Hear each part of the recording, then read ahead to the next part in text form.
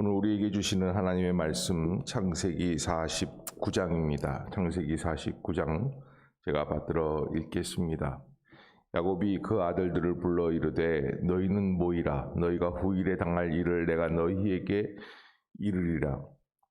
너희는 모여 들으라. 야곱의 아들들아 너희 아버지 이스라엘에게 들을지어다. 르우벤아 너는 내 장자요 내 능력이요 내 기력의 시작이다마는 위풍이 월등하고 권능이 탁월하다마는 물의 끓음 같았은즉 너는 탁월하지 못하리니 내가 아버지의 침상에 올라 더럽혔음이로다. 그가 내 침상에 올랐었도다. 시몬과 레위는 형제요 그들의 칼은 폭력의 도구로다. 내 호나 그들의 모의에 상관하지 말지어다. 내 영광아 그들의 집회에 참여하지 말지어다. 그들이 그들의 분노대로 사람을 죽이고 그들의 혈기대로 소의 발목을 힘줄을 끊었음이로다. 그 노여움이 혹독하니 저주를 받을 것이요 분기가 명령하니 저주를 받을 것이라. 내가 그들을 야곱 중에서 나누며 이스라엘 중에서 흩으리로다. 유다야 너는 내 형제의 찬송이 될지라. 내 손이 내 원수의 목을 잡을 것이요 내 아버지의 아들들이 내 앞에 절하리로다. 유다는 사자 새끼로다. 내 아들아 너는 움킨 것을 찢고 올라갔도다. 그가 엎드리고 웅크림이 수사자 같고 암사자 같으니 누가 그를 범할 수 있으랴. 그가 규가 유다를 떠나지 아니하며 통치자의 지팡이가 그 발 사이에서 떠나지 아니하기를 실로가 오시기까지 이르리니 그에게 모든 백성이 복종하리로다. 그의 나귀를 포도나무에 매며 그의 암나귀 새끼를 아름다운 포도나무에 맬 것이며 또 그 옷을 포도주에 빨며 그의 복장을 포도즙에 빨리로다. 그의 눈은 포도주로 인하여 붉겠고 그의 이는 우유로 말미암아 희리로다. 수볼론은 해변에 거주하리니 그곳은 배 매는 해변이라. 그의 견계가 시돈까지리로다.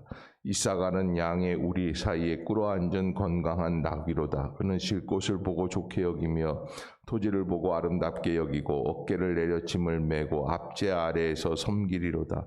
다는 이스라엘의 한 지파같이 그의 백성을 심판하리로다. 다는 길섭의 뱀이요 샛길의 독사로다. 말굽을 물어서 그 탄자를 뒤로 떨어지게 하리로다. 여호와여 나는 주의 구원을 기다리나이다. 갓은 군대의 추격을 받으나 도리어 그 뒤를 추격하리로다. 아셀에게서 나는 먹을 것을 기름진 것이라. 그가 왕의 수라상을 차리로다. 납달리는 노인 암사슴이라. 아름다운 소리를 바라는도다. 요셉은 무성한 가지 곧 샘 곁에 무성한 가지라. 그 가지가 담을 넘었도다. 활 쏘는 자가 그를 학대하며 적개심을 가지고 그를 쏘았으나 요셉의 활은 도리어 굳세며 그의 팔은 힘이 있으니 이는 야곱의 전능자 이스라엘의 반석인 목자의 손을 힘입음이라.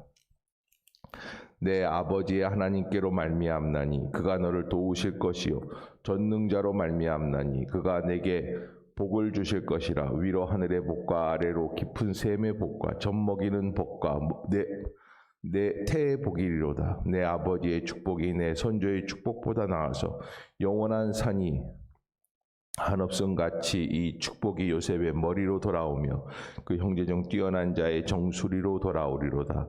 베냐민은 물어뜯는 일이라. 아침에는 빼앗는 것을 먹고 저녁에는 움킨 것을 나누리로다. 이들은 이스라엘의 12지파라. 이와 같이 그들의 아버지가 그들에게 말하고 그들에게 축복하였으니 곧 그들 각 사람의 분량대로 축복하였더라. 그가 그들에게 명하여 이르되 내가 내 조상들에게로 돌아가리니 나를 햇사람 에브론의 밭에 있는 굴에 우리 선조와 함께 장사하라. 이 굴은 가나안 땅 마물의 앞 막벨라 밭에 있는 것이라. 아브라함이 햇사람 에브론에게서 밭과 함께 사서 그의 매장지를 삼았으므로 아브라함과 그의 아내 사라가 거기 장사되었고 이삭과 그의 아내 리브가도 거기 장사되었으며 나도 레아를 그곳에 장사하였노라. 이 밭과 거기 있는 굴은 햇사람에게 산 것이니라. 야곱이 아들들에게 명하기를 마치고 그 발을 침상에 모으고 숨을 거두니 그의 백성에게로 돌아갔더라. 아멘. 할렐루야. 이 아침 죄전을 찾으신 여러분들에게 하나님의 은혜와 평강이 함께 하시기를 축원합니다. 우리 말씀 암송하도록 하겠습니다. 시험을 이기는 삶 야고보서 1장 14절 15절 오직 각 사람이 시험을 받는 것은 시작 오직 각 사람이 시험을 받는 것은 자기 욕심에 끌려 미혹됨이니 욕심이 잉태한즉 죄를 낳고 죄가 장성한즉 사망을 낳느니라. 야고보서 1장 14절 15절 말씀. 아멘. 예, 감사합니다. 이제 창세기 대단원의 막을 내리고 있습니다. 특별히 야곱이 일생을 마무리하고 있는 순간이다, 이렇게 말할 수가 있죠. 야곱은 그의 일생을 이렇게 마무리하고 있는데 창세기 24장 정도에서 시작을 해서 이제 49장에 끝을 내고 50장에서는 요셉이 죽습니다. 그러니까 창세기의 절반이 야곱에 대한 이야기로 이렇게 되어져 있다라는 것을 알 수 있습니다. 야곱이 우리에게 알려주고 있는 것은 무엇인가 하는 것을 한번 생각해 봐야 하고요. 두 번째, 야곱이 아들들에게 축복하는 것, 그 축복이 그대로 후대에 이루어지면서 그 자손들의 앞길이 그렇게 되어진다라고 하는 것. 그리고 여기 오늘 본문에 보면은 끝부분에 가서 야곱이 아들들에게 분량대로 축복하였더라, 이렇게 말씀을 하고 있는데 28절입니다. 이들은 이스라엘의 12지파라. 이와 같이 그들의 아버지가 그들에게 말하고 그들에게 축복하였으니 곧 그들 각 사람의 분량대로 축복하였더라. 아멘. 그러니까 아무리 아버지의 축복이 대단해도 사실 받아들일 수 있는 것은 그들의 각 분량밖에는 안 된다라고 하는 것을 우리에게 암시하고 있습니다. 그래서 야곱이 마지막 숨을 거둘 때에 그때 야곱은 12아들들을 다 모으고 각 아들들에게 축복을 해 줍니다. 사실 이 49장 안에 어마어마한 그런 이스라엘 민족의 역사가 담겨 있게 됩니다. 이것으로 끝나는 게 아닙니다. 이제 앞으로 이 말씀, 창세기 49장에 기록되어 있는 이 말씀을 가지고 이제 4,000년 동안 이스라엘 백성들은 살아가게 되어 있습니다. 그러니까 이 야곱의 12아들들이 사실은 그 살았던 인생, 아버지를 모시고 살았던 인생이 얼마나 대단한 인생인지를 알아야 한다라고 하는 것이죠. 그런데 사실 몰라요. 왜냐하면 그저 스쳐 지나가는 인생이기 때문에 동생 요셉도 팔아버리기도 하고 배반도 하기도 하고 아버지 몰래 다른 짓을 하기도 하고 이렇게 살아가는 것이죠. 그런데 이것이 창세기 49장에 기록이 되고 앞으로 그 후손들이 4,000년 이상을 계속해서 그 말씀 안에서 반복된 삶을 살아갈 수밖에 없다라는 사실을 모르고 있는 것이죠. 또 그것이 하나님의 구원의 섭리 속에 얽혀져 있습니다. 그래서 하나님의 구원의 섭리에 합당하게끔 길이 이루어지게 되어 있다라고 하는 것, 실패해도 성공해도 하나님의 영광 그 이상이 없다라는 것입니다. 자, 오늘 본문을 이렇게 보면은 먼저 야곱이 그 아들들을 불러 이르되 너희는 모이라. 너희가 후일에 당할 일을 내가 너희에게 이르리라. 이렇게 야곱이 아들들을 부르는 모습들을 보게 되고요. 단순한 축복이 아니라 그냥 잘 되기만을 바란다라는 축복이 아니라 후일에 당할 일을 내가 너희에게 이르리라 라는 말씀이에요. 그러니까 앞으로 어떻게 살 것 같다라는 것이고요. 야곱은 이제 147세가 되어서 죽음에 이르기 직전에 눈이 열리고 영적인 눈이 뜨이기 시작을 하고 인생이라는 게 무엇이고 내가 투자하고 내가 노력해서 얻는 것이 아니라 하나님이 우리를 은혜로 이끌어 가신다라는 사실을 깨닫고요. 내가 행한 대로 뿌린 대로 거두는 것이 아니라 하나님이 주시는 것을 받을 수밖에 없는 게 인생이구나라는 것을 깨닫게 됩니다. 그런 의미에서 야곱은 각각 12아들, 이 12아들들이 자기가 보기에 앞으로 이 사람들이 어떠한 인생을 살아야겠구나라는 것에 대해서 예언 비슷한 말씀을 이제 지금 주고 있는 겁니다. 첫 번째 아들이 루벤, 그 다음에 이 시므온, 뭐 이렇게 되는데, 레위 이렇게 되는데, 이 세 아들들이 다 흉측한 말씀을 듣게 돼요. 루벤은 내 장자고 내 능력이고 내 기력의 시작이고 위풍이 월등하고 권능이 탁월하다마는 물에 끓음 같았은즉 너는 탁월하지 못하리니 내가 아버지의 침상에 올라 더럽혔음이로다. 그가 내 침상에 올랐었도다. 그러니까는 아버지의 첩비라고 이렇게 관계를 해서 잘못된 그런 역사를 만들지 않습니까? 그러니까 이 루벤이라고 하는 첫 아들인데도 불구하고 그가 하나님 앞에서 정말 하지 말아야 할 일들을 할 수 있는 게 무엇이냐? 다 좋아요. 장자고 능력이고 기력의 시작이고 위풍이 월등하고 권능이 탁월하지만 뭐 같습니까? 물에 끓음 같았다. 그러니까는 분노가 있다는 거예요. 혈기가 있다는 거죠. 그러면은 하나님 앞에서 넘어지기가 쉽다. 그러니까 여러분, 의로운 일이라고 사람이 혈기가 확 올라오고, 다른 사람이 잘못됐다고 해서 자기가 혈기가 올라오고, 이러는 사람들은 하나님 앞에서 합당하지 못하다. 그래서 너는 탁월하지 못하다. 인생이 삶을 잘 살아내기 위해서 필요한 것이 있는데 엑설런트한 탁월한 역사가 필요하다는 거예요. 그러기 위해서는 내 인생을 잘 감당할 수 있는 마음이 있어야지 된다. 그다음에 시므온과 레위는 더합니다. 이 사람들은 폭력의 도구다 이렇게 이야기를 하고요. 내 영혼아 그들의 모의에 상관하지 말지어다. 내 영광아 그들의 집회에 참여하지 말지어다. 그들이 그들의 분노대로 사람을 죽이고 그들의 혈기대로 소의 발목 힘줄을 끊었음이로다. 이 시므온과 레위가 사실은 요셉을 애굽에 팔아버린 장본인들이고, 그다음에 막내 동생 딸 디나가 성추행 당했을 때 그때 가가지고 그 상대방 사람들을 다 죽여버렸던 사람들이거든요.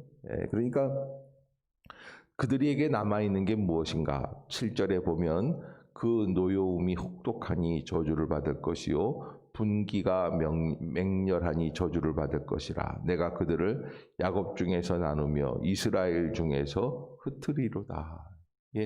하나님께서 그들에게 이러한 길을 열어주신다라는 거예요. 시므온과 레위가 그런 일이다라는 것이고요.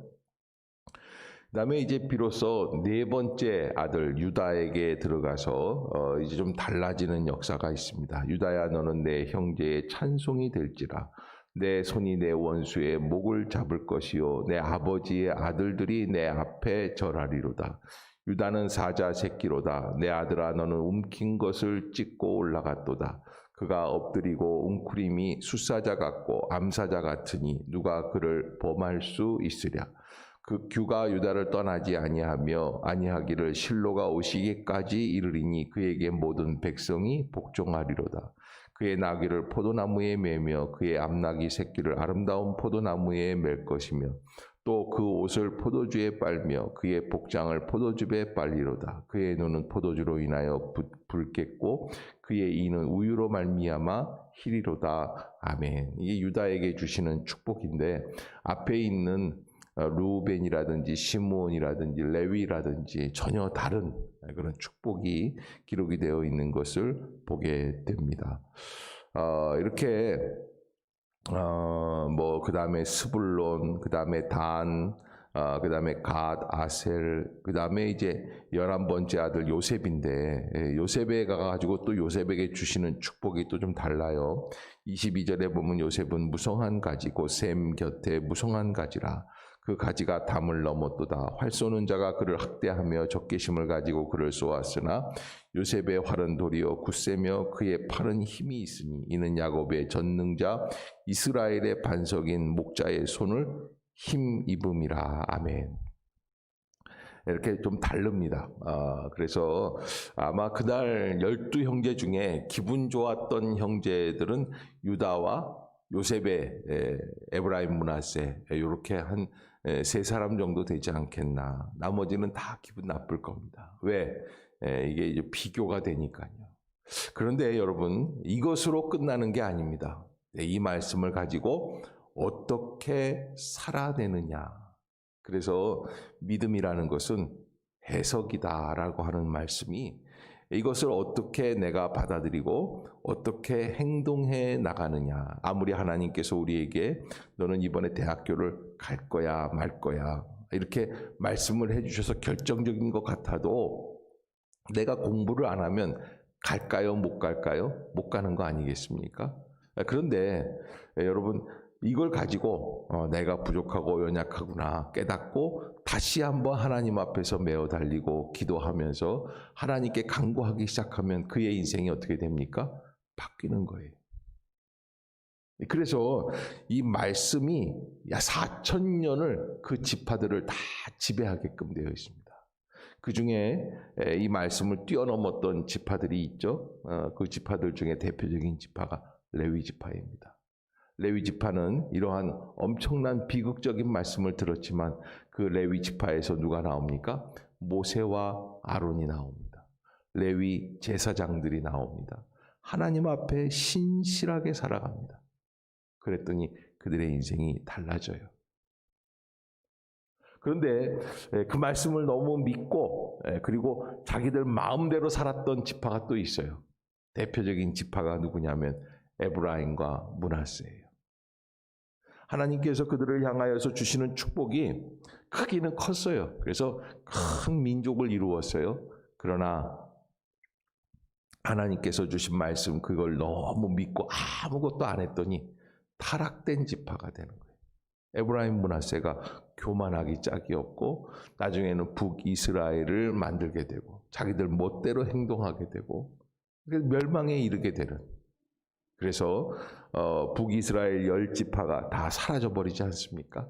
그러한 모습들이 여기 본문에 잘 기록이 되어 있다는 사실입니다.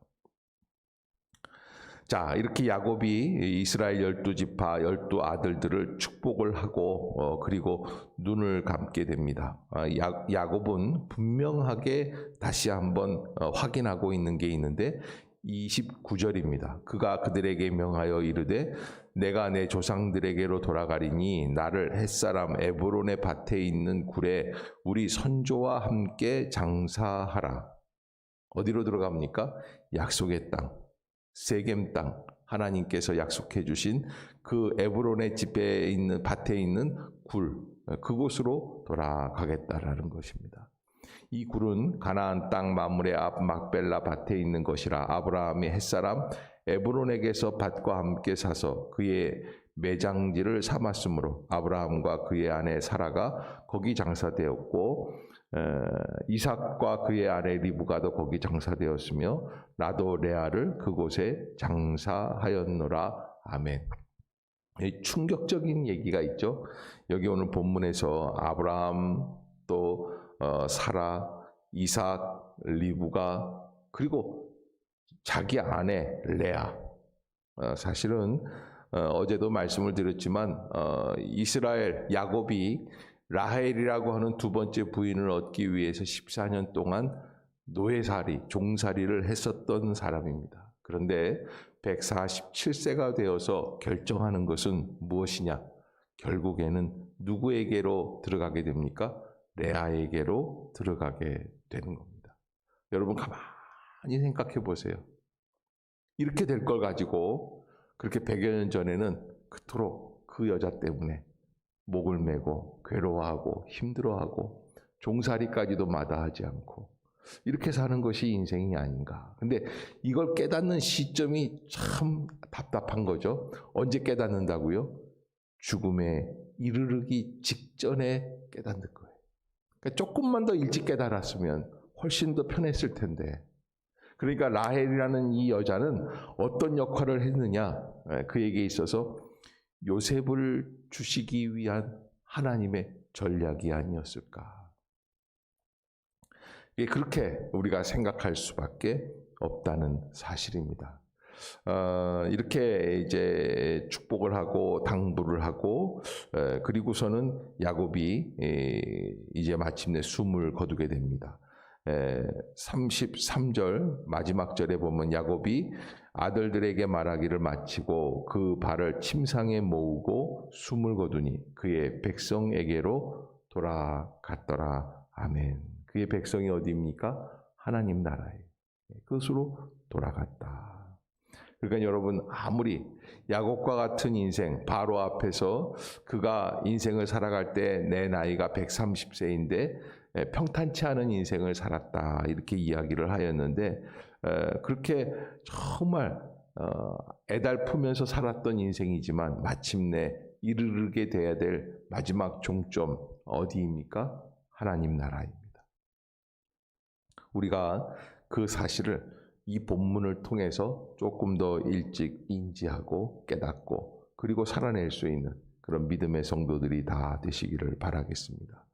창세기 이야기가 창세기 12장부터 시작해서 아브라함의 이야기로 시작이 됩니다. 아브라함, 이삭, 그리고 24장부터 야곱의 이야기가 나옵니다. 그때 야곱은 아무것도 아니었어요.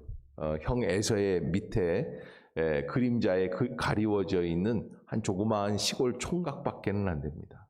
그런데 그 시골 총각에게서 한 민족이 나오게 됩니다. 그래서 창세기가 50장까지예요. 이제 내일 마치게 되는데 창세기가 50장까지인데 그 50장 내용의 절반이 누구 얘기예요? 야곱 이야기예요.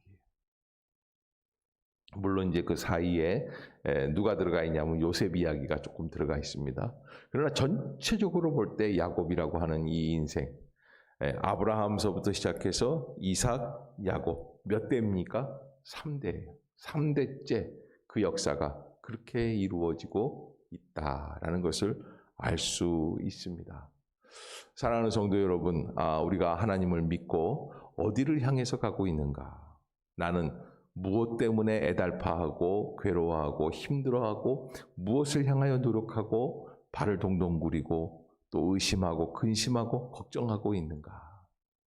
하나님의 은혜 가운데 믿음으로 승리하는 예수님은 십자가 처형 앞에서, 십자가 죽음 앞에서 자기 제자들에게 뭐라고 그러십니까? 요한복음 14장에 너희는 마음에 근심하지 말라. 하나님을 믿으니 또 나를 믿으라. 이 죽음이라고 하는 것은 인간에게 있어서 가장 큰 사건이고 가장 본질적인 사건입니다. 왜? 인간의 생명이 끝나기 때문에 그렇습니다. 그러나 예수님은 그렇지 않다고 말씀을 하세요. 내 아버지 집에는 거할 곳이 많도다. 그렇지 않으면 너희에게 일렀으리라. 아멘. 여러분, 그렇습니다. 우리의 인생이 아무리 대단한 것 같아도 사실 결국의 마지막 종점은 죽음입니다. 죽음 앞에서 진정한 인생을 발견하게 됩니다. 우리가 예수님을 믿는 이유는 어디에 있습니까? 그 깨닫는 시점을 조금 앞당기는 거예요. 죽음 직전에 깨달을 필요가 없어요. 예수님을 바라보며 그의 주신 말씀을 믿으며 내 심령 가운데 받아들이면서 내가 어떻게 살아가야 할 것인가를 결정지을 수 있는 것이 믿음입니다. 그리스도를 믿는 신앙이다라는 것. 여러분이 잊지 마시고 오늘 하루도 그런 정점을 기준으로 해서 내가 어떻게 살아가야 할 것인가 하는 것을 한 번 더 깊이 깨닫고 하나님 앞에서 다시 새로운 날을 시작할 수 있는 믿음의 성도들이 다 되시기를 주의 이름으로 축복합니다. 감사합니다. 기도하겠습니다. 사랑의 하나님 아버지 은혜를 감사합니다. 이 아침도 저희를 깨워주시고 죄전으로 인도해 주시는 줄로 믿습니다. 성령의 기름을 부어주시고 믿음의 은혜를 열어주시어서 하나님만 바라볼 수 있는 복된 날 되게 해 주시옵소서. 누구나 왔다 가는 가야 할 인생인데 영원히 살 것처럼 내 욕심과 내 생각, 내 고집, 내 계획 속에서 동분서주하며 살아가고 있었음을 깨닫습니다. 하나님의 은혜, 하나님의 섭리가 무엇인지, 우리를 향하신 하나님의 뜻이 무엇인지 한 번 더 생각해 볼 수 있는 날이 되게 하여 주옵소서. 예수님의 이름으로 간절히 기도드리옵나이다. 아멘. 하늘에 계신 우리 아버지여 이름이 거룩히 여김을 받으시오며 나라가 임하옵시며 뜻이 하늘에서 이룬 것 같이 땅에서도 이루어지이다. 오늘날 우리에게 일용할 양식을 주옵시고 우리가 우리에게 죄 지은 자를 사하여 준 것 같이 우리의 죄를 사하여 주옵시고 우리를 시험에 들게 하지 마옵시고 다만 악에서 구하옵소서. 대개 나라와 권세와 영광이 아버지께 영원히 있사옵나이다. 아멘.